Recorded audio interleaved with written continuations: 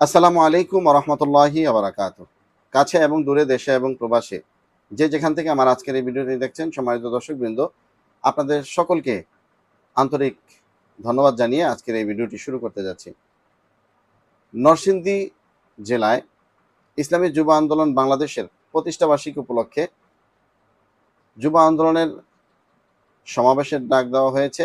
সেখানে এক জনসমুদ্র তৈরি হয়ে গিয়েছে। সেই জনসমুদ্রের মধ্যে মুফতি রেজাউল করিম আবরার তিনি চাঁদাবাজ দুর্নীতিবাজদের বিরুদ্ধে এবং আমাদের দেশে সমকামিতা লাইসেন্স দেওয়ার জন্য একদল লোক উঠে পড়ে লেগেছে, আরেক দল চাঁদাবাজ এবং ধর্ষকেরা নির্বাচনের জন্য মরিয়া হয়ে উঠেছে। এই বিষয়গুলো নিয়ে অগ্নিঝরা বক্তব্য দিয়েছেন মুফতি রেজাউল করিম আবরার। প্রিয় দর্শক, কি বক্তব্য দিলেন মুফতি রেজাউল করিম আবরার? আজকে আমরা শুনবো তার বক্তব্য। সেই ভিডিওটি দেখানোর আগে আপনাদের কাছে ছোট্ট একটি অনুরোধ করছি, আপনারা যারা আমার চ্যানেলে নতুন, এখনো চ্যানেলটি সাবস্ক্রাইব করেননি, এখনই চ্যানেলটি সাবস্ক্রাইব করে পাশে থাকা বেল আইকনটি ক্লিক করে রাখবেন এবং একটি লাইকের মাধ্যমে অন্যান্য ভাইদেরকে দেখার সুযোগ করে দিবেন, শেয়ারের মাধ্যমে অন্যান্য ভাইদেরকে দেখার সুযোগ করে দিবেন। চলুন আর দেরি না করে আমরা দেখে আসি মুফতি রেজাউল করিম আবরার তিনি কি বলছেন। আসসালামু আলাইকুম ওয়া রাহমাতুল্লাহি ওয়া বারাকাতুহু। নাহমাদুহু ওয়া নুসাল্লি আলা রাসূলিহিল কারীম, আম্মা বা'দ।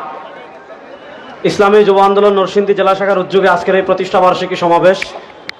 এখানে আমাদের প্রাণের স্পন্দন 2024-এর জুলাই আগস্ট গণবিপ্লবের অন্যতম রাহবার মুফতি সৈয়দ ফয়জুল করিম শাইখে চরমোনাই হাফিজাল্লাহ উপস্থিত হয়েছেন। তিনি জাতির উদ্দেশ্যে দিক নির্দেশনামূলক গুরুত্বপূর্ণ বক্তব্য রাখবেন। আমি 1 মিনিটে 2টা কথা বলবো। 1 নম্বর কথা, 2024-এর জুলাই আগস্টে আমার যতজন ভাই শহীদ হয়েছে তারা ফেসিবাদের বিরুদ্ধে বুক পেতে কেন দাঁড়িয়েছিল? বাংলাদেশের সমকামিতাকে প্রতিষ্ঠা করার জন্য তারা রাজপথে শহীদ হয় নাই। বাংলাদেশে বিদেশি কোনো এজেন্ডা বাস্তবায়ন করার জন্য তারা রাজপথে শহীদ হয় নাই। আমরা ইন্টারিম গভর্নরকে স্পষ্ট ভাষায় বলতে চাই, আমরা ভারতের আধিপত্যবাদকে পরাজিত করেছি, কিন্তু আমরা দিল্লির দালালি যেমন করি না, আমরা আমেরিকার গোলামিও করব না। আমরা আমেরিকার গোলামি, আপনারা যদি জাতিসংঘের মানবাধিকার কার্যালয়ের নামে এই দেশের সমকামিতাকে প্রতিষ্ঠা করতে চান, এই দেশে এলজিবিটিকিউকে প্রতিষ্ঠা করতে চান, বাক স্বাধীনতার নামে ইসলামের উপর আঘাত করতে চান, রব্বে কাবার কসম করে বলি, যদি এর জন্য যুদ্ধ করার প্রয়োজন হয় আমরা যুদ্ধ করার জন্য প্রস্তুত। বাংলাদেশের জাতিসংঘের মানবাধিকারের কার্যালয়ের নামে ইসলাম বিরোধী কোনো ষড়যন্ত্র আমরা বরদাস্ত করব না। 2 নম্বর আরেকটা কথা বলে আমি আমার বক্তব্য শেষ করব।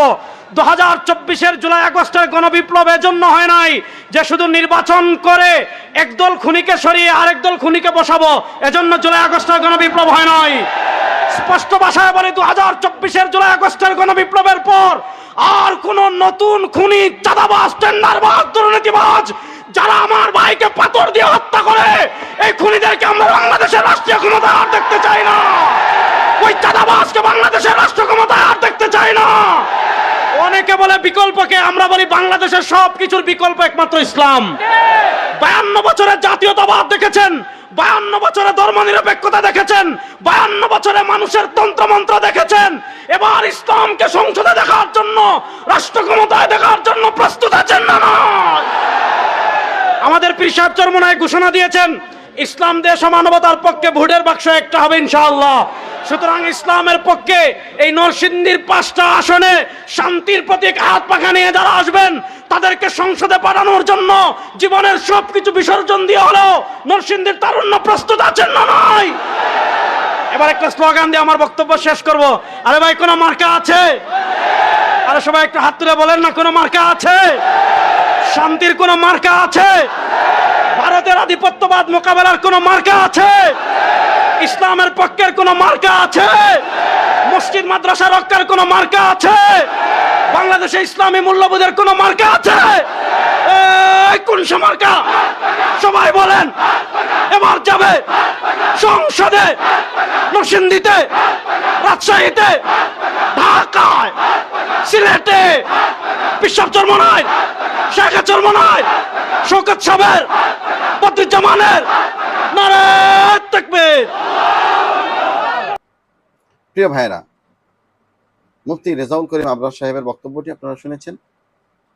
তার টোটাল বক্তব্য সম্পর্কে আপনাদের গুরুত্বপূর্ণ মতামত কমেন্ট বক্সে লিখবেন এবং ভিডিওটি শেয়ারের মাধ্যমে অন্যান্য ভাইদেরকে দেখার সুযোগ করে দিবেন। আজকের এই ভিডিও পর্যন্ত, দেখা হবে নতুন কোনো ভিডিও নিয়ে। ততক্ষণ ভালো থাকবেন, সুস্থ থাকবেন। আল্লাহ হাফেজ। আসসালামু আলাইকুম ওয়া রাহমাতুল্লাহি ওয়া বারাকাতুহু।